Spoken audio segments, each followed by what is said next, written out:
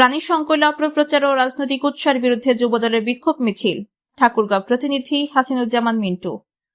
আসল ফল থেকে তৈরি সম্পূর্ণ প্রিজারভেটিভ মুক্ত ফ্রুটিকা, চমকেই মনে জাগে এক পিওর অনুভূতি।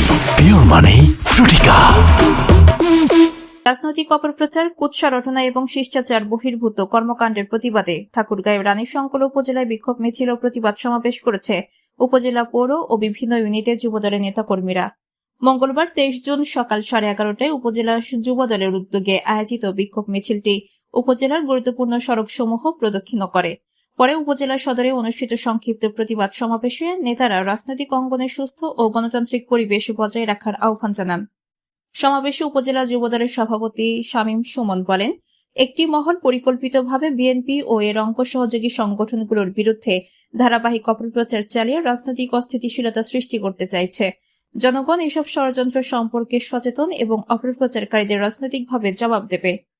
উপজেলা যুবদলের সাধারণ সম্পাদক আক্তারুল ইসলাম আক্তার বলেন, রাজনীতিতে মত পার্থক্য থাকতেই পারে, কিন্তু মিথ্যাচার, কুৎসা ও ব্যক্তিগত আক্রমণ কোনো সভ্য রাজনৈতিক সংস্কৃতির অংশ হতে পারে না। আমরা গণতান্ত্রিক মূল্যবোধে বিশ্বাসী। অপপ্রচার ও রাজনৈতিক অসহিংসতার বিরুদ্ধে যুবদলের অবস্থান সবসময় কঠোর থাকবে।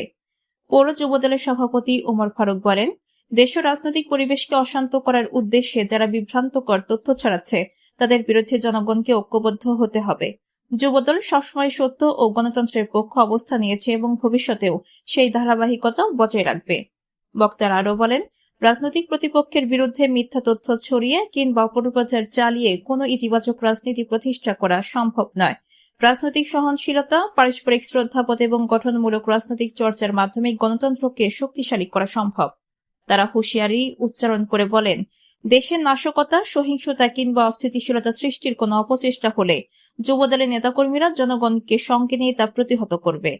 বিক্ষোভ মিছিল ও সমাবেশে উপজেলা, পৌর ও বিভিন্ন ইউনিয়ন ইউনিটের বিপুল সংখ্যক যুবদল নেতাকর্মী অংশগ্রহণ করেন। কর্মসূচিতে উপস্থিত নেতারা রাজনৈতিক শালীনতা বজায় রাখা এবং অপপ্রচারের বিরুদ্ধে সামাজিক সচেতনতা গড়ে তোলারও আহ্বান জানান।